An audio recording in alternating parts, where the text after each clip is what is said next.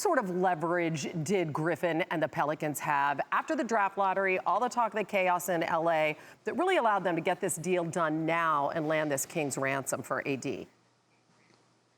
Well, there was incredible pressure on Jeanie Buss, Rob Pelinka to get a deal done and bring Anthony Davis to the Lakers. This was their one chance to make dramatic improvement to that organization in the short term and the long term. And David Griffin in New Orleans made the Lakers pay for that with, as you mentioned, a return that ranks up there among the very best in modern history for a single player. And this trade, as you have just reported moments ago, is going to be finalized on July 6th. Now, given that the Lakers only have 5 guys on the roster right now, how important is that date in terms of how they're going to be able to fill out the team going forward?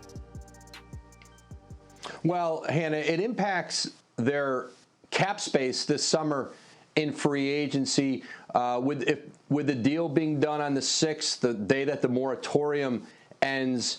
That would give the Lakers around 23.7, nearly $24 million in cap space. If they were able to hold off until the end of the month of 30th, that would have gone up to $32 million. But I'm told that that deal will be finalized on the 6th, and from there the teams will get into free agency with cap space based on the numbers of using that date. So the Pelicans really getting everything they wanted here. And I know that AD is under contract for next season. What actually needs to happen for the Lakers to secure him long term? And is that a virtual certainty?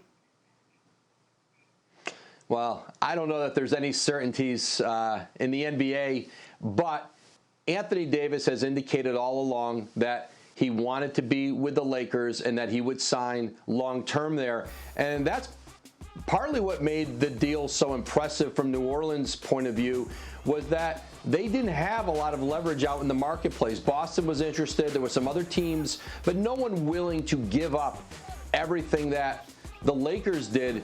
But, you know, this was AD's hope, his agent Rich Paul, his plan to partner with LeBron James, and there's been every indication that they will sign a long-term extension next summer when he becomes a free agent. And so the Lakers have their cornerstone in place for the rest of this LeBron James era and very likely beyond.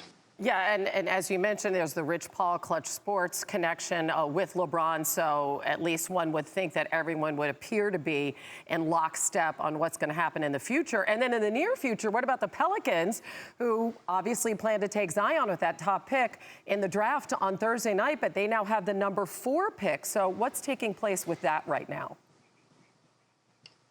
The Pelicans have that number 4 pick at auction around the NBA right now, trying to see what kind of deal they could put together to move that pick either for an established player or players, or perhaps they could move down in the draft. A team like Atlanta, who has 8, 10, 17 in the first round, could certainly put a package up if they'd like to target somebody up at number 4. And then New Orleans could turn those 3 first-round picks from this trade potentially into 4 or 5 first-round picks. So they have a lot of options here. New Orleans wants to take a look at the players in that region that they could draft, but they're also talking to teams all over the league about what kind of immediate help that they could make a deal for, and then put that player or players in a lineup with Zion Williamson, Drew Holiday, Lonzo Ball, Brandon Ingram.